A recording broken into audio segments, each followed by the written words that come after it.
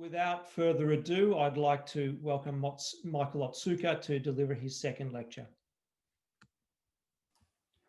Right, thank you very much, Julian, and I'm glad to be back. So I drew last week's lecture to a conclusion with an account. I'm trying to see if I can, right, good. I drew last week's lectures to a conclusion with an account of the virtues of a form of insurance created by the joining together of a number of different corporations into a mutual association, namely a last man standing multi-employer pension scheme. And so here we have what we might describe as a social union of social unions, to borrow a phrase from John Rawls. So the employer covenant is rendered strong and enduring through the binding together of universities and colleges up and down the country. And this is because such collectivization allows for the spreading of risks of insolvency across all the universities and colleges in the land. And it also underwrites the risks of investment in growth assets through the spreading out of the costs of recovery from market downturns over decades and therefore across generations. Now, as was noted in the discussion following my last lecture, a last man standing form of mutuality raises some concerns of intergenerational fairness.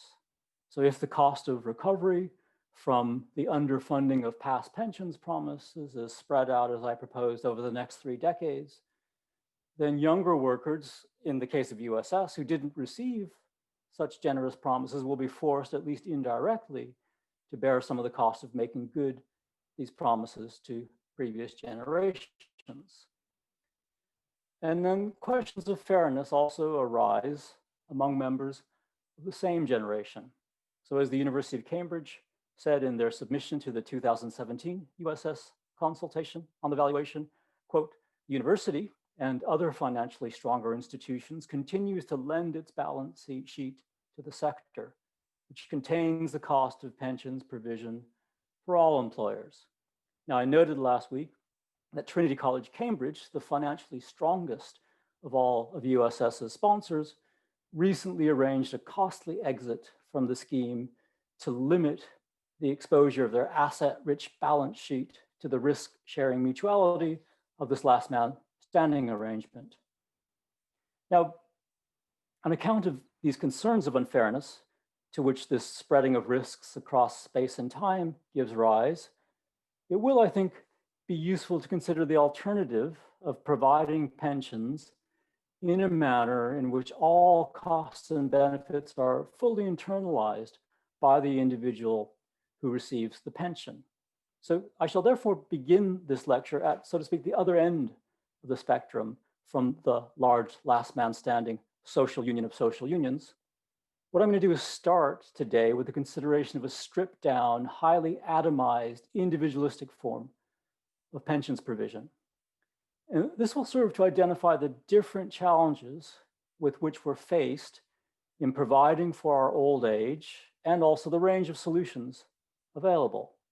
Now, from this individualistic starting point, what I'm going to do today is build back up finally to last week's highly collectivist form of pension provision.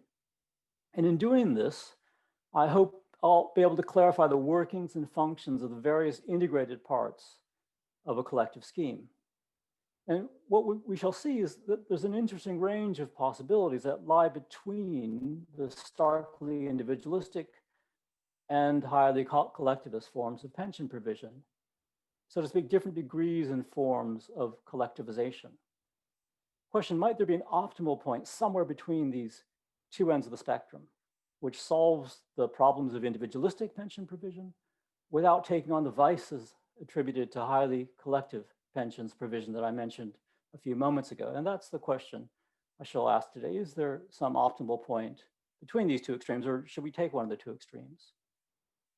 Well, let me begin with the observation that pensions provision is not essentially intergenerational or even social in nature. So it can arise even if we restrict ourselves to a single generation, and within that generation to a single isolated individual. Now here the problem of how to provide for one's old age would be especially acute. So we can imagine a Robinson Crusoe-like character stranded alone on a desert island who knows that she'll never be rescued. And although she's now capable of roaming the island to gather food and sustain herself, she realizes that she will one day grow too old and infirm and need to retire to a more sedentary life. Now, she knows that she'll die of starvation if she doesn't make provision while she's mobile and active for sustenance in her old age. Now, in trying to provide for her, so to speak, retirement on this desert island, she faces the two risks that render pension provision difficult for all of us. That's longevity risk and investment risk. Her longevity risk is that of not knowing how long she'll live in a condition of infirmity in which she's no longer able to roam the land to gather food on this island. Now, on the one hand, she wants to make sure that she's made enough provision to consume so that they last as long as she would live in this infirm state, to the point where she manages to die of something other than starvation. Now, on the other hand, she wants to make sure that she doesn't expend unnecessary time and labor making provisions that will outlast her and go to waste after she dies. Now, in grappling with what we can call the other risk, investment risk, she will need to decide which things to gather on the basis of her knowledge of how well they will keep before they spoil. So we can also imagine that she has choices involving positive returns on investment.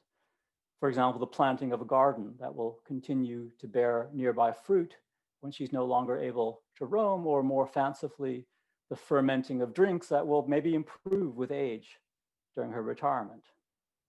Well, the increasingly prevalent means of pension provision in contemporary societies shares, I think, some of the flaws of this primitive, individualistic, do-it-yourself method of desert island pension provision I've just sketched. So what I'm referring to is the familiar and increasingly common individual defined contribution retirement savings plan, known as a 401k in the United States. DC pension pots in the United Kingdom works roughly as follows. You, and typically also your employer, make monthly contributions into your pension pot during your working years. These contributions are typically set as a fixed percentage of your income, and then you decide how to invest that pot. And then when you retire, you make use of your pension pot to provide yourself with an income in retirement. Now, increasingly, the way that people are choosing to do this is by income drawdown, by drawing down their fund by means of withdrawals from a continuously invested pot until it's depleted. I mean, treating the pension pot like a big ATM machine. Now, such a practice of income drawdown involves significant exposure to longevity risk, and here's why. If you knew exactly how long you would manage to live in retirement, you could budget to cover precisely that number of years. But one typically doesn't know the date of one's death. So if you're a British man who's eligible for a full state pension, your mean life expectancy is 19 more years to the age of 85. However, you have a 1 in 4 chance of living 7 more years beyond that to the age of 92, and a 1 in 10 chance of living to the age of 96. Now, if you're a 66-year-old British woman, your mean life expectancy is 21 more years to the age of 87. However, you have a 1 in 4 chance of living to 94 and a 1 in 10 chance of living to 98. Let's suppose that you're a British woman who's chosen to retire at the age of 66, and you're in possession of no information that would differentiate your prospects from that of any other 66-year-old woman. Question, how should you decide if you're trying to draw down your pension pot in retirement, what portion of your pot to draw down each year? I mean, should you assume you're going to live the mean number 21 more years and therefore try to divide your pension pot into 21 equal parts, one for each year? Well, if you do that, there's actually a greater than 50% chance that you'll deplete your pension pot before you die, since the median number of years a 66-year-old is somewhat higher than the mean number of years.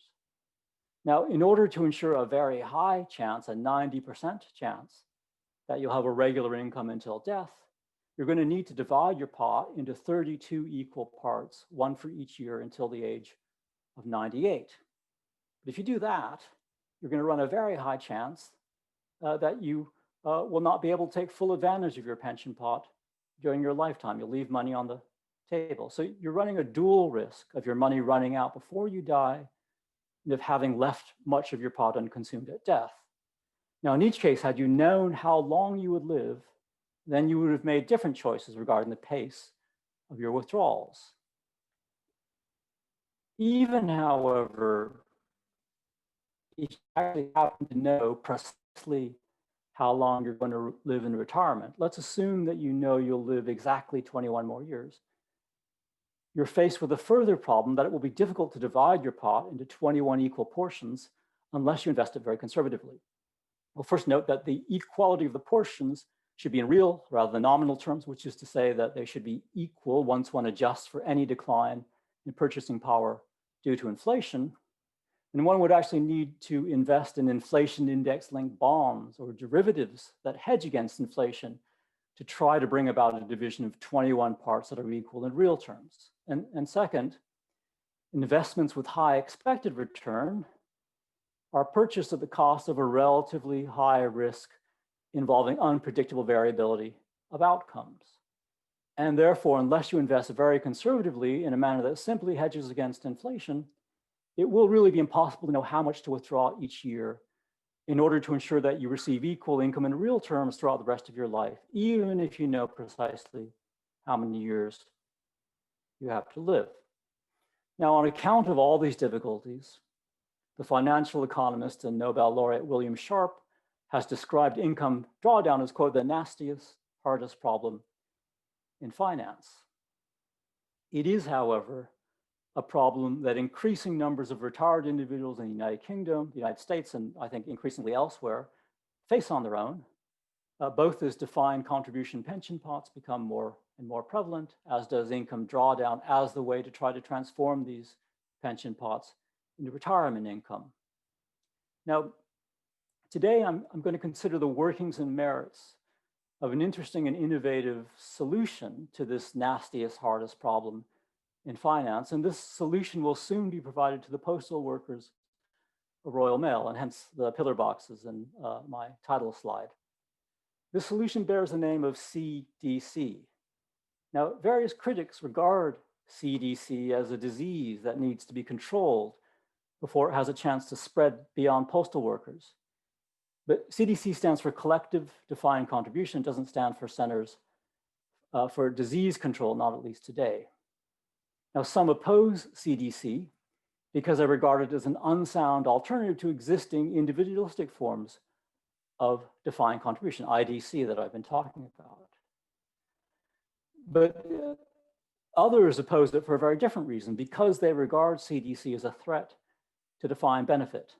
Now, the USS pension scheme, for example, has often been mentioned as a prime candidate for CDC.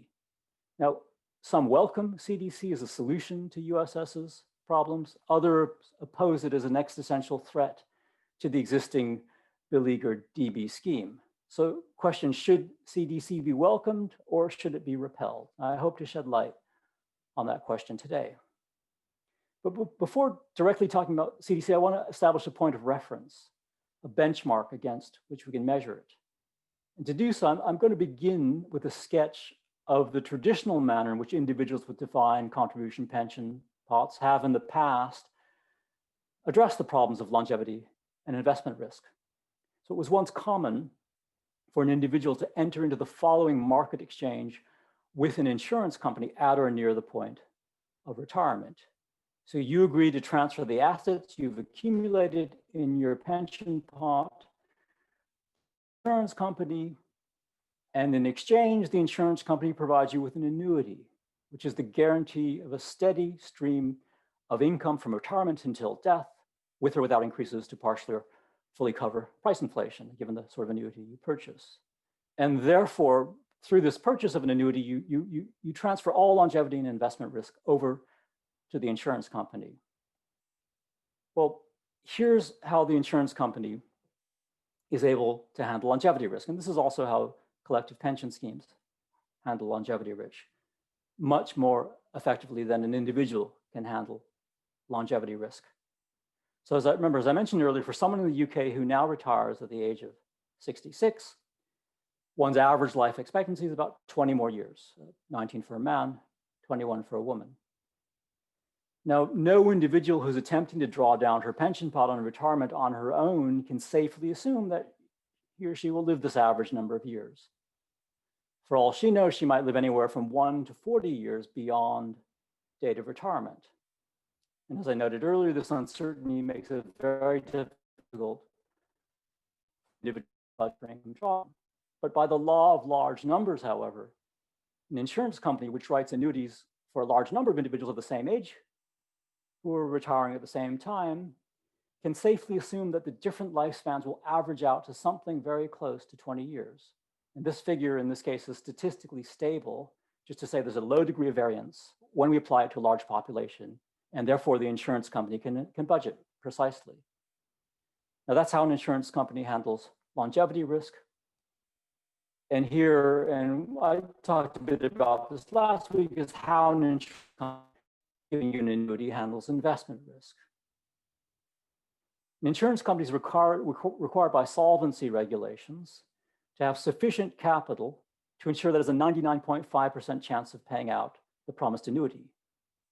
And to achieve this level of certainty, it invests in assets that come close to perfectly matching the pension's liabilities in their duration and magnitude. Now, long-dated inflation-linked government bonds come closest to this match.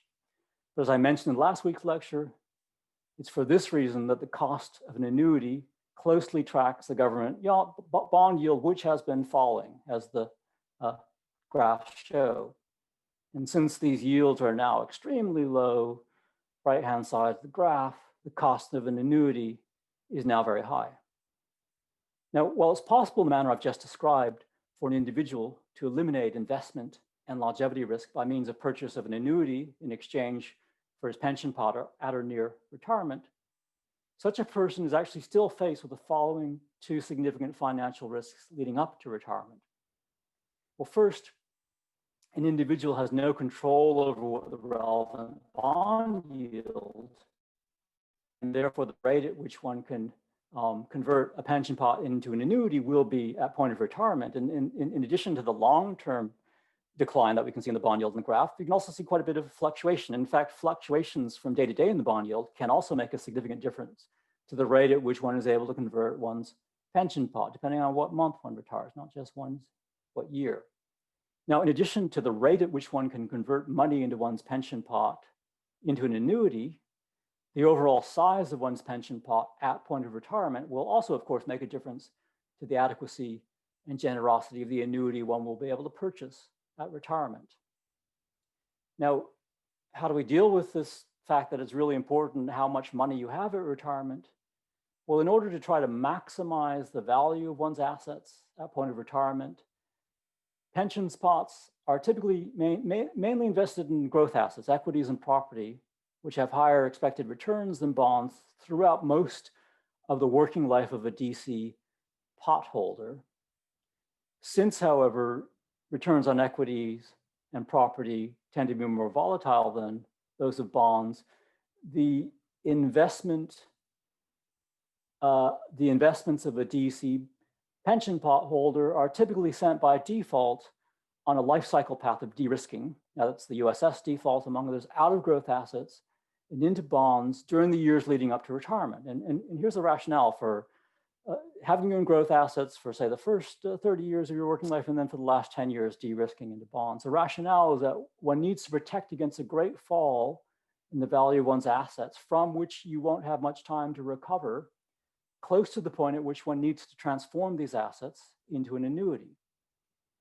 And one needs to do this even though this involves a shift in investments with lower expected monetary returns. Historically, however, such de-risking would have been typically costly and ineffective as a means of protection against downturns in the stock markets for US and UK workers. And here's an illustration. Now, in these graphs, how big one's pension pot would have been at various dates of retirement after a full working career if one had kept it 100% invested in stocks or equities. The pink line, by contrast, indicates how big one's pension pot would have been at retirement if one had de-risked out of stocks and into bonds as one neared retirement. Now, as these graphs illustrate, in the vast majority of years from 1948 to 2007, even those preceded by fairly sharp downturns in the stock market, this sort of de-risking would have made workers in the UK and the US actually poorer in retirement than a high wire strategy of remaining invested purely in stocks or equities throughout one's career. Now, in comparison with the collective multi-employer defined benefit pension scheme, which was the topic of last week's lecture, I think we should conceive, and it's useful to conceive of the individual with his own defined contribution pension pot as a pension scheme consisting of a single member. So within at most a few decades, his working life and his life itself will come to an end. And this is for the simple reason that the days of our lives, the days of our years are 80 years and 10. And if by reason of strength, they be 80 years, yet it is their strength, labor and sorrow, for it is soon cut off and we fly away. But when he retires, an individual's one-person pension fund will stop receiving any further contributions into it along lines of a DB fund of a sponsoring employer who ceases trading. If you would like to guarantee a pension income for life, what this individual with his one-person pension scheme now needs to do is arrange for the assets of his pension scheme to be bought out by an insurance company that provides a bond-backed annuity in exchange as described earlier. At least that's one alternative. Now, as I noted, the individual will also feel the pressure to de-risk from stocks to bonds during the years leading up to retirement in order to provide protection against a great fall in the asset value before purchasing the annuity. And so instead of the individual closing his pension scheme and having an insurance company buying it out, so to speak, the question I want to ask now is, might there be a more cost-effective way for an individual to manage longevity and investment risk than by means of life cycle de-risking and purchasing an annuity, insurance company buyout? And the answer is yes. As was the case last week, and general theme, the solution to the problem of expensive pension provision involves collectivization into a mutual association for mutual advantage. But unlike last week's, this mutual association involves individuals who retire at the same time rather than the various employers of a last man standing pension scheme. Here's one promising operates largely within and involves only minor modifications of the familiar structures of individual defined contribution pension pots. So rather than expensively de-risking their portfolios during the years leading up to retirement, at which point they purchase an annuity whose income is pegged to the yield on bonds, under this solution, individuals keep their pension pot continuously invested throughout their working lives in a portfolio heavily weighted towards growth assets. But when an individual reaches retirement age, he and others who retire at the same age and the same date enter into the following income drawdown mutual arrangement with one another.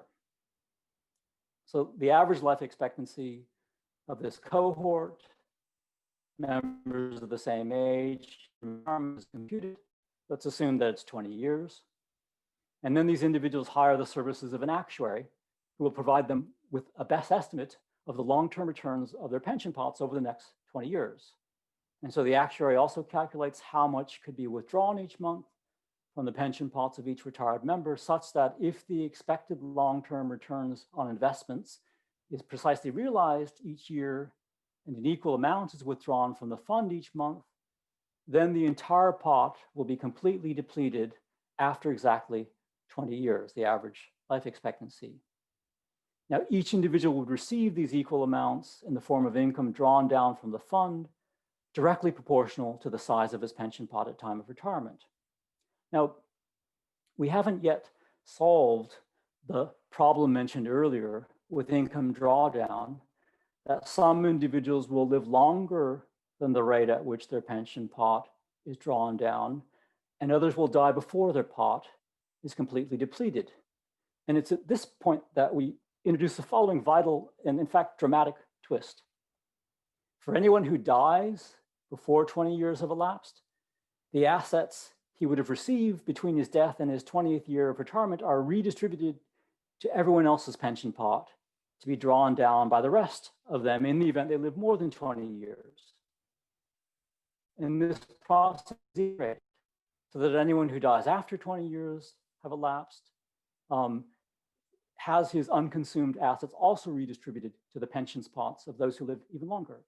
Eventually, all the assets are redistributed so they end up being drawn down, going to and drawn down by the last person alive. So unlike a multi-employer pension scheme such as USS, this is literally a last man standing arrangement, at least the last person standing arrangement.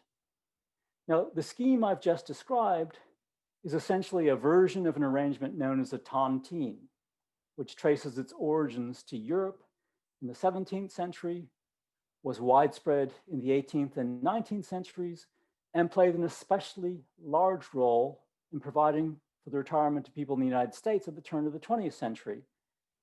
The tontine also figures in various works of fiction involving murder plots, as we can well imagine, including this episode of The Simpsons. Now, unlike many of the historical instances, which involved a transaction with an insurance company or the government, the version of the tontine I've just sketched takes the form of a mutual association. In the case of ordinary individual income drawdown, assets in one's pensions pot that one hasn't consumed at death go to one's heirs or whomever one designates in one's will. Under this tontine arrangement, by contrast, the assets go to everyone else in one's cohort who belongs to the mutual association in a manner that provides insurance against the risks of outliving one's own pension pot. Although I've just explained how such a tontine handles longevity risk, I've not yet explained how it handles investment risk. And that's what I want to explain now. Given the volatility and uncertainty of returns on growth assets, the expected long-term returns on such assets are very unlikely to be precisely realized. And therefore, if one is invested in growth assets, one runs a risk of either drawing down the growth assets too quickly so that the long-lived members of the cohort that form the mutual association outlive them, or else drawing down the assets too slowly so that some of them go to waste by remaining on the table unconsumed after all members of the association die. Now, there's a way to manage such investment risk, and it's by means of the same sort of life cycle de-risking that I talked about earlier. But unlike the case of such de-risking from a growth portfolio into a bond portfolio during the last decade of one's working life, which is represented by the downward slope of the yellow dotted line, the downward slope is from the age of 57 to 67. Here, the de-risking out of growth assets and into bonds would begin only at point of retirement, represented by the downward slope on the purple line. It's assumed to be 67. And the portfolios of the cohort that forms a tontine gradually de-risk. I mean, it's a more gradual de-risk, a less steep decline during the retirement years of the members until one arrives at a pure bond portfolio shared only by those who are unusually long-lived. I mean, it's only when people reach the age of 90 that the portfolio is already de-risked all the way to bonds. Now, under an innovative arrangement along these lines that Royal Mail has proposed, complete de-risking into a low bond portfolio takes exactly as long as plotted on the graph, only one's 90th birthday. An actuary for Royal Mail, Willis Towers Watson, has estimated that such an arrangement can be expected to give rise to an average level of pensions income for people who retire now, which would be 70% greater than the income they would have received if they de-risked in the more traditional fashion from a growth portfolio into a bond portfolio during the last decade of their working life, as depicted by the yellow dotted line, and purchased an annuity upon retirement. Now, the reason pensions income is so much greater during retirement has entirely to do with the fact that the portfolios of members remain entirely invested in growth assets for longer. So it all comes down to the difference between the yellow dotted line and the purple line. The yellow dotted line represents returns on a pension pot for someone who de-risks in traditional life cycle fashion to purchase an annuity at retirement. The high horizontal line at left represents expected long-term returns on a growth portfolio, which is estimated to be a bit less than 4% above the yield on long-dated government bonds, the so-called risk-free rate, which is 0 on the vertical axis. Now, the initial drop in the yellow line represents the decade-long de-risking during the years leading up to retirement. The further drop down to the low yellow horizontal dotted line come from a guaranteed inflation-linked annuity when benchmarked against the very low yield on long-dated government bonds. And since it's inflation protected, it's even lower than the average bond yield. And I think that it's also so low because they're also assuming survivor benefits. Now, by contrast, the purple line represents the high returns on a growth portfolio in which scheme members are invested until the point of retirement, and then this gradual de-risking descent to a pure bond portfolio by the time any scheme member reaches the age of 90. Now, the absence of de-risking before retirement improves expected pensions income by about 15% in comparison with an annuity. And this gap is about a 15% difference. And the returns on investment in growth assets during retirement,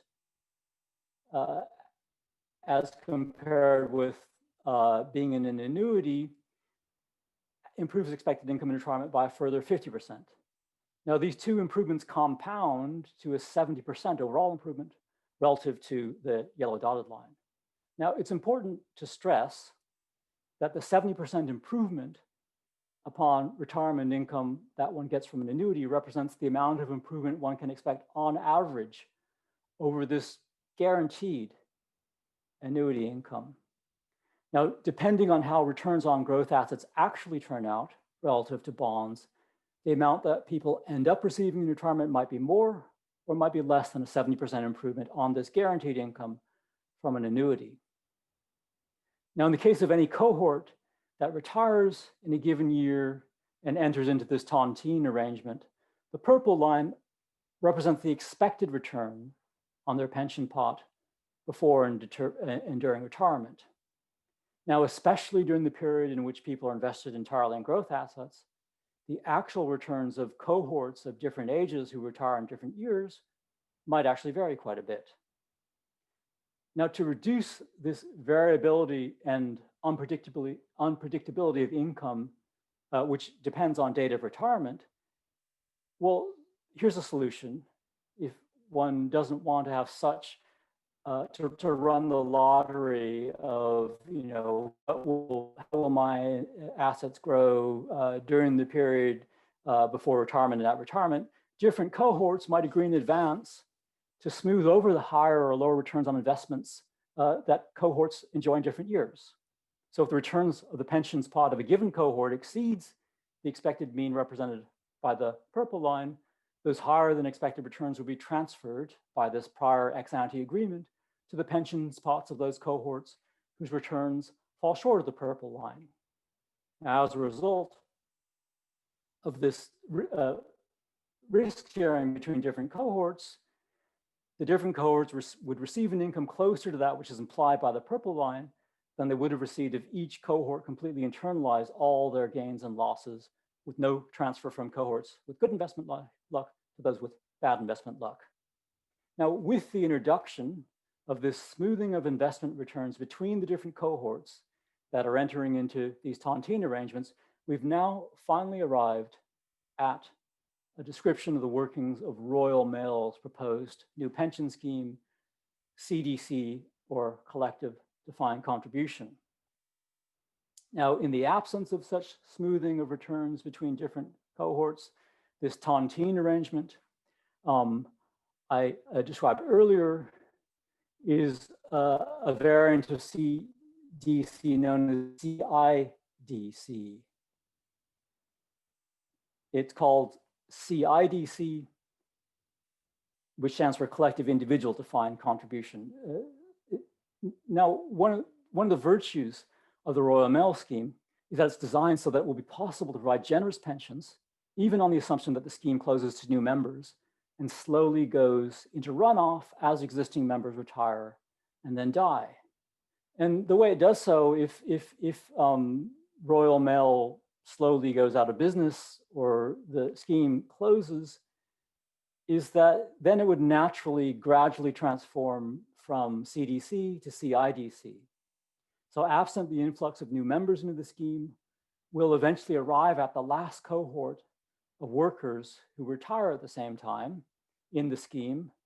And the last cohort and those immediately preceding them will be treated pretty much as self-standing tontine arrangements along the lines that I initially described, with no cross-subsidy or smoothing between the different cohorts. And therefore, the scheme will eventually resolve itself into a pure version of CIDC, or the tontine arrangement I described earlier. Now, it will be possible for these final cohorts to stand on their own bottoms, so to speak, given the gradual de-risking of their portfolios as represented by the purple slope, which I described earlier. Now, in the absence of smoothing between different cohorts, there will be more variability in pensions income depending on year of retirement, but this gradual purple de-risking of each cohort's portfolio, combined with the redistribution mechanism from the dead to the living of the tontine, will still render it very likely that all members of a given cohort will receive a relatively steady income until death, which is much more generous than the guaranteed income in retirement one could purchase in the form of an annuity from an insurance company. Now, one could attempt to overcome this problem of increased variability in the income of members of different cohorts as the scheme winds down by taking steps to ensure that the scheme remains open for the long term with a steady influx of new members. In fact, if one could be confident that the scheme would remain open with a steady influx of new members for at least the next 2 or 3 decades, then one wouldn't even be able to introduce this gradual de-risking of the portfolios of members in retirement. Rather, if you knew that the scheme would remain open for 20 or 30 years, one could remain indefinitely invested in a high level of growth assets, as one would always have the option of smoothing differences in returns between different cohorts in order to provide everyone with the level of pension income, which is implied by the expected return on growth assets, at least be likely to provide that. Now, what I've just done is introduce smoothing, not just between all existing members of the scheme, as in the case of Royal Mail, but also between existing members and the anticipated future members of the scheme, which you anticipate will join over the next 20 or 30 years. Now, as I shall now explain, we've actually now arrived by means of building up from individual defined contribution pensions pots through the addition of different forms of risk pooling. We've now arrived at a pension scheme, which is very much like the USS scheme that existed in 1996, the valuation of which was the launching point of last week's lecture. Now, as I mentioned last week, this was a scheme funded on the basis of a best estimate of returns on a portfolio indefinitely invested heavily in growth assets with a roughly 80% weighting towards equity. Now, in comparison with the purple line of our CDC scheme, the investment approach of USS in the 1990s, approximated by this green horizontal line I've just drawn in. An 80% equities portfolio is not as heavily invested in growth assets as the purple pre-retirement portfolio of Royal Mail. And for that reason, the green horizontal line is lower than the horizontal pre-retirement portion of the purple line. But unlike the purple line, there's no de-risking of the assets that corresponds to the retirement years of individual members. And therefore, the green line never slopes downward. The justification for this lack of de-risking is that even though individuals will age and die, the scheme as a whole will remain relatively youthful as the average age of scheme members will remain relatively unchanged through the anticipated influx of new members to replace those who retire. And then the thought is that it will always therefore remain possible to smooth differences in investment returns across different cohorts and plan that we will get the expected long-term, be able to deliver the expected long-term return through such smoothing. There's another crucial respect in which this intergenerational CDC scheme converges on USS as it existed in 1996. And this has to do with the level of guarantee of the defined benefit or the final salary benefit. And this is a point I want to stress as I draw today's lecture to a close. Now, as the name implies, CDC is a type of defined contribution. Now, like the more familiar individualistic version of defined contribution, IDC, individual defined contribution, risks are placed on workers rather than employers. But with CDC, risks are borne by workers collectively rather than individually in the manner I've been describing. Now, as in the case of IDC, however, the employer's obligation extends no farther than the putting of a contribution into the pension fund of a given fixed amount in a given year, no further obligation.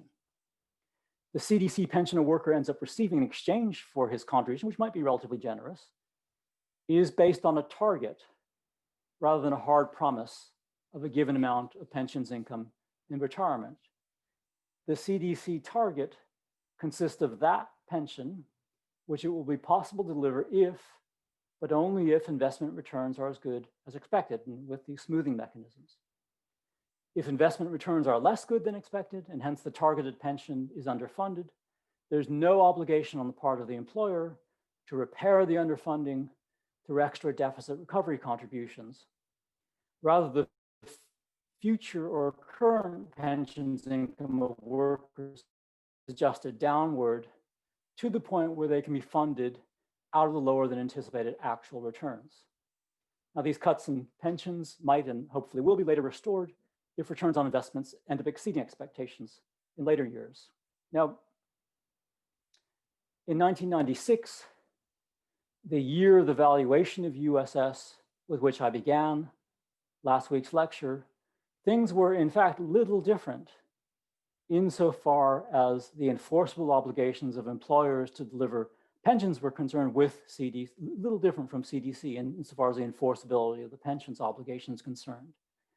So back in 1996, there was no legal requirement to make good any underfunding of an ongoing scheme with extra deficit recovery contributions. All these calls for deficit recovery contributions were not binding in 1996. Moreover, before 1997, it was possible for an employer with a final salary scheme to freeze his liabilities by deciding to wind up his pension scheme so long as the scheme rules permitted this. And if the assets in the scheme were insufficient to meet the accrued liabilities, the benefits could be reduced under the order of priority set out in the scheme rules. Now, USS's original scheme rules allowed for a majority of sponsoring institutions to terminate the scheme at any time, so long as they, or basically for the scheme to be terminated at any time, so long as they secured the consent of the Joint Negotiating Committee with equal employer and union membership and an independent chair with casting vote. Now, what would happen if employers plus the JNC decided to terminate the scheme? Well, what would happen is that the assets would, in the scheme, in the fund, would then be distributed first to secure the pensions of pensioners who are receiving pensions and payment, then to secure the pensions of deferred members, and finally to secure the benefits of active members with what remained. And if the assets in the fund at the time proved insufficient to provide USS's quote, promised 180th final salary pension to a given category of scheme members, they would have been out of luck. I don't think many people realize how soft the DB promise was in the 90s. Now today, the situation both for USS and for pension schemes more generally is very different. In the mid-2000s, legislation came into force which requires solvent sponsoring employers in the UK wind up the DB scheme to secure the pensions liabilities of all members, active, deferred, and pensioners, by paying a sum of money sufficient to cover the cost of purchase of annuities, which will provide the exact same pension. So instead of being able to walk away, close down the scheme, spread the assets around for as far as they go, now if someone wants to leave a scheme, they have to buy out the pensions liability so everyone will receive exactly the same pension if you want to wind up a scheme while you're still solvent. Now, as I previously noted, the cost of annuities closely tracks the yield on long-dated government bonds.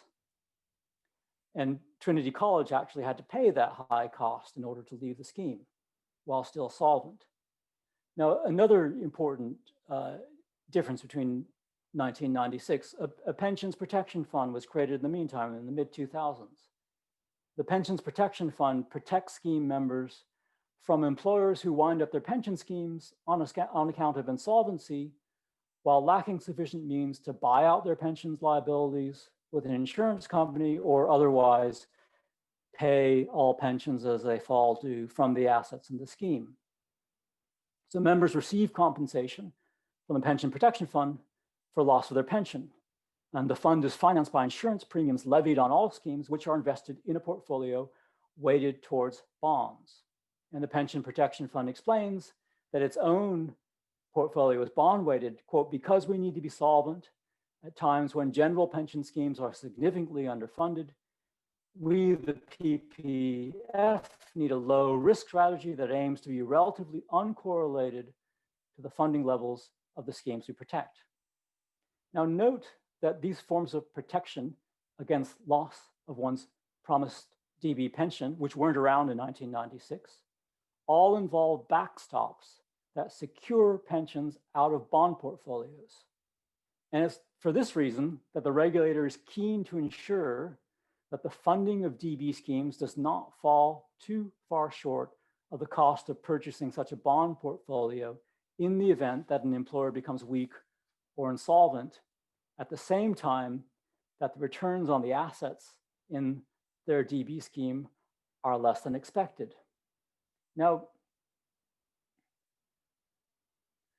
the contrasting approach of the 1990s to funding DB schemes out of low contributions with greater reliance on the higher expected returns of growth assets makes good sense, I think, only in the absence of the legal protections of our pensions that have arisen since the mid-90s. So we can't return to those days of low contributions, I mean, it's all the way down 20%, and reliance on high returns from growth assets without also foregoing the bond-based protections of our pensions promises that have arisen since then. In other words, we cannot have our cake and eat it too, where the cake is low contributions combined with reliance on high expected returns on growth assets, and eating it too is the bond underpinned legal protections of our pensions promises.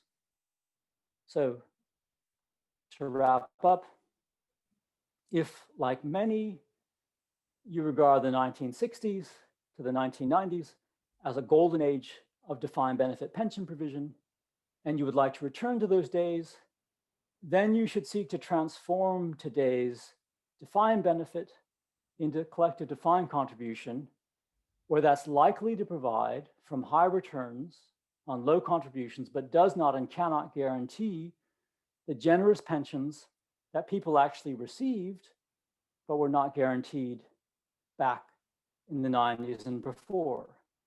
The so-called golden age of defined benefit pensions was in essence, even if not in name, an age of collective defined contribution. Right, thanks.